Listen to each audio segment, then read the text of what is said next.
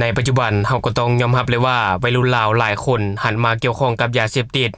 บ่ว่าจะเป็นเรื่องของการขายการเสพหรือว่าการรับจ้างขนส่งต่างๆอย่างเช่นในกรณีนี้ที่ว่าเจ้าหน้าที่แขวงจำปาสักได้รวบกลุ่มวัยรุ่นยกแก๊งพร้อมของกลางยาบ้าเกือบ 2,500 เม็ด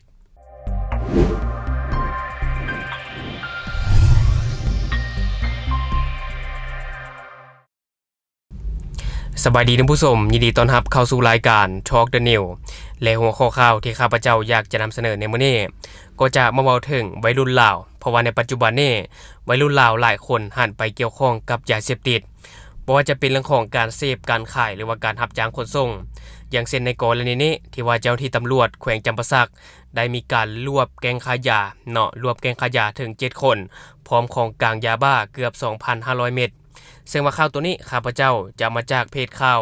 ห้องข่าวกองบัญชาการปกส.แขวงจำปาสักที่ว่าเขาจะได้ลงเอาไว้ก็คือในเมื่อวันที่29ตุลาคม2025ที่ผ่านมาเจ้าหน้าที่ตำรวจแขวงจำปาสักได้ประสบผลสำเร็จในการม้างคดีกลุ่มค้าขายยาเสพติดขนาดน้อยอีกครั้งหนึ่งโดยสามารถจับกลุ่มผู้ถูกหาได้ยกแก๊งถึง7คนและก็พร้อมของกลางยาบ้าเกือบ 2,500 เม็ดซึ่งว่าการจับกลุ่มในครั้งนี้ได้เปิดเผยรูปแบบการเคลื่อนไหวและลักษณะของกลุ่มค้าขายที่น่าเป็นห่วงซึ่งว่าการปฏิบัติการดังกล่าวแม่นดำเนินโดยแผนกตำรวจสกัดกั้นและตันยาเสพติดปกส.แขวงจำปาสักร่วมกับภาคส่วนที่เกี่ยวข้องอยู่เขตบ้านนาแฮกนครปากเสซึ่งว่าต่อกับเหตุการณ์นี้ก็สามารถรวบผู้ต้องหาได้7คนพร้อมของกลางยาบ้า 2,494 เม็ดแล้วก็อุปกรณ์วัตถุอุปกรณ์โทรศัพท์มือถือ7หน่วยแล้วก็รถจักร1คันและสิ่งที่น่าวิเคราะห์จากกรณีนี้ก็คือว่าลักษณะของกลุ่มผู้ถูกหาทั้ง7คนท่านผู้ชมก็คือว่าอายุยังน้อยผู้ถูกหาส่วนใหญ่แม่นอยู่ในวัยหนุ่มหาวัยรุ่นผู้ที่มีอายุน้อยที่สุดเพียง17ปีและส่วนหลายแม่นอยู่ในช่วงอายุ18ปีหา28ปีแบบนี้มันก็แสดงให้เห็นว่ายาเสพติดนี่นะยังคงแพร่ลามและก็ดึงดูดเยาวชนเข้าสู่กระบวนการค้าขายซึ่งการเข้าร่วมของวัยหนุ่ม2คนที่ว่ามีอายุต่ำกว่า18ปีมันก็เป็นสัญญาณเตือนภัยถึงความต้องการปกป้องทางสังคมที่เข้มงวดขึ้นกว่าเก่าและการที่เจ้าหน้าที่สามารถจับได้พร้อมกันถึง7คนมันก็แสดงให้เห็นว่ากลุ่มคนนี้มีการจัดตั้งการเคลื่อนไหวร่วมกันอย่างจ่าแจ้งซึ่งว่าอาจเป็นกลุ่มที่เคลื่อนไหวในระดับย่อยในท้องถิ่นแล้วก็ใช้โทรศัพท์ถึง7หน่วย7หน่วยสำหรับ7คนมันก็ยังยืนเห็นถึงการติดต่อสื่อสารกันเพื่อค้าขายท่านผู้ชมเพราะแต่ละคนก็น่าจะมีโทรศัพท์คนละ1หน่วยในการประสานงานกันต่างๆว่าจะเป็นการจำหน่ายให้ลูกค้าแถวนั้นน่าจะเป็นแบบนี้และผู้ถูกหาส่วนหลายแม่นระบุอาชีพว่าเป็นกรรมกรท่านผู้ชมแบบนี้มันก็เสียเห็นว่าปัญหายาเสพติดอาจมีความเชื่อมโยงกับโซนสั้นแห่งงานท่านผู้ชมและก็การขาดรายได้การขาดรายได้บ่เพียงพอซึ่งเฮ็ดให้บางคนตัดสินใจเข้าสู่เส้นทางผิดกฎหมายแบบนี้ก็เป็นไปได้ในเมื่อมันเป็นแบบนี้ก็ต้องประสานงานหาเจ้าหน้าที่ที่เกี่ยวข้องระหว่างแขวงหาแขวงให้มีประสิทธิภาพขึ้นกว่าเก่าในอนาคตเพื่อสกัดกั้นแก๊งค้ายาข้ามแขวงเพราะว่าจะมีการขนส่งระหว่างแขวงเด้ถ้าว่าเจ้าหน้าที่มีความเข้มงวดมันก็เป็นเรื่องที่ยากในการขนส่งต่างๆท่านผู้ชมซึ่งว่าในปัจจุบันนี้คดีนี้ยังอยู่ในขั้นตอนของการสืบสวนสอบสวนการที่มียาบ้าจำนวน 2,494 เม็ดถือว่าเป็นกรณีคล้ายคือกับการขายการขายย่อยการขายส่งขนาดกลางนี่แหละซึ่งอาจนำไปสู่การลงโทษที่หนักหน่วงตามกฎหมายท่านผู้ชมแต่ว่าสิ่งที่พวกเราต้องติดตามต่อไปก็คือเจ้าหน้าที่จะต้องสืบสวนสอบสวนหาแหล่งต้นต่อของยาบ้า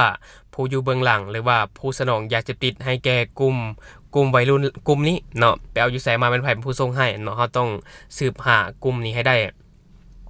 และต่อมาสิ่งที่เราต้องติดตามก็คือว่าการจับกลุ่มในครั้งนี้เป็นการแก้ไขปลายเหตุภาคส่วนที่เกี่ยวข้องโดยเฉพาะกแม่นกระทรวงศึกษาและก็องค์การจัดตั้งสาวนุ่มต้องเพิ่มทวีโฆษณาป้องกันและก็ให้โอกาสทางด้านอาชีพแก่สาวนุ่มเพื่อสกัดกั้นบ่ให้ตกเป็นเหยื่อของการค้าขายยาเสพติดซึ่งผลสำเร็จในการมางแก๊งวัยนุ่มครั้งนี้เป็นการยืนยันถึงความเอาจริงเอาจังของปกส.แขวงจำปาสักในการรักษาความสงบแต่ก็เป็นสัญญาณที่บ่งบอกถึงเวียกงานที่ท้าทายที่ว่ายังรอท่าอยู่ข้างหน้าในการปกป้องวัยนุ่มจาก ภัยสิ่งเสพติดแต่อะไรก็ตามเนาะเราก็ต้องชมเชยเจ้าที่นั่นแหละที่ว่าเขาเอาจริงเอาจังในการปราบปรามยาเสพติดแต่ว่าก็ต้องสืบหาต้นเหตุท่านผู้ชมเนาะเราต้องเบิ่งที่ต้นเหตุอันนี้เป็นการแก้ไขที่ปลายเหตุแต่ถ้าจับได้มันก็ดีถ้าบ่จับเลยมันยิ่งจะแพร่ลามไปเรื่อยการที่เราจับได้เนาะปราบปรามได้เอาจริงเอาจังได้มันก็จะเฮ็ดให้ปัญหายาเสพติดลดน้อยถอยลงอาจจะบ่หมดไปดอกแต่ว่ามันก็ลดน้อยถอยลงเนาะเฮ็ดให้กลุ่มคนแล้วนี่กลุ่มคนที่ว่าเป็นกลุ่มขยายนะมันก็จะเคลื่อนไหวได้ยากถ้าว่าเราเอาจริงเอาจังแท้ๆและวันนี้ข้าพเจ้าจะพาท่านผู้ชมไปติดตามอีก1ข่าวที่ว่าเจ้าหน้าที่ปกสแขวงเวียงจันทน์ที่ว่าเขาได้ทำลายใบกระท่อมเนาะจำนวน900กิโลกรัมซึ่งต่อกับเหตุการณ์นี้บ่เพียงแต่เป็นการปฏิบัติหน้าที่ตามกฎหมายเท่านั้น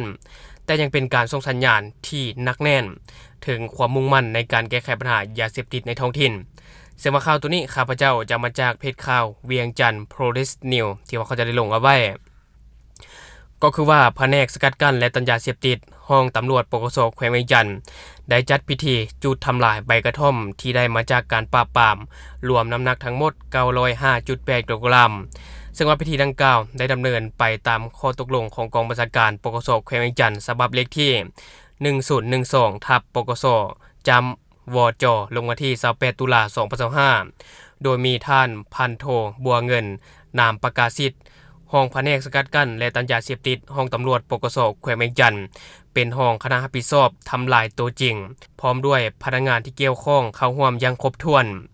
เชื่อว่าการดำเนินการแม่นเป็นไปอย่างโปร่งใสโดยมีการยั่งยืนจากคณะรับผิดชอบเชื่อว่าการทำลายใบกระท่อมเกือบ1ต้นในครั้งนี้ชี้ให้เห็นถึง2ด้านที่สำคัญทางผู้ชม1เลยก็คือว่าปริมาณของกลางเนาะตัวเลข 905.8 กิโลกรัมมันสะท้อนให้เห็นว่ายาเสพติดประเภทใบกระท่อมยังเป็นปัญหาที่มีการแพร่ลามเนาะแพร่ลาม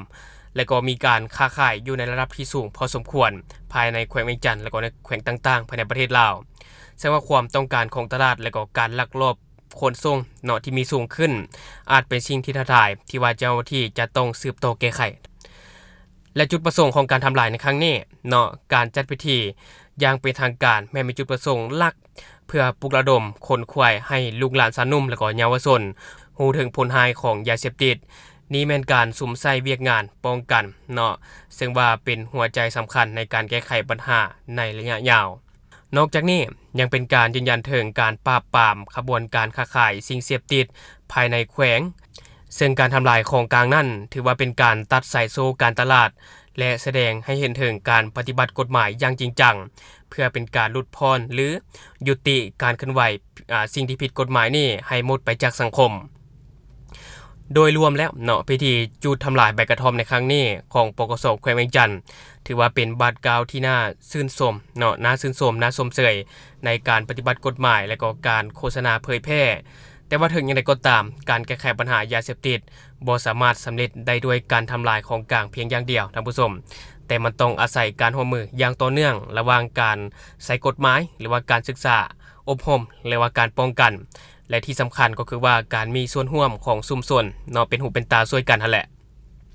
ซึ่งว่าการทำลายของกลางครั้งใหญ่ก็ถือว่าเป็นสัญญาณที่ดี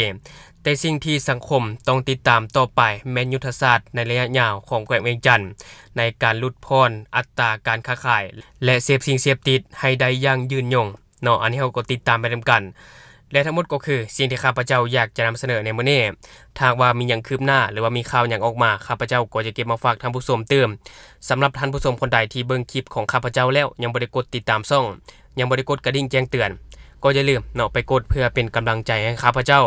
ได้ผลิตคลิปดีๆแบบนี้ออกมาเรื่อยๆหรือสำหรับท่านผู้ชมคนใดอยากตำหนิติเตียนก็สามารถฝากไว้ได้ไปใต้คอมเมนต์ของเราแล้วเราจะเข้าไปอ่านแล้วก็ตอบแลกเปลี่ยนประสบการณ์นํกันอย่าลืมสนับสนุนกันโดยการกดติดตามช่องขอขอบใจ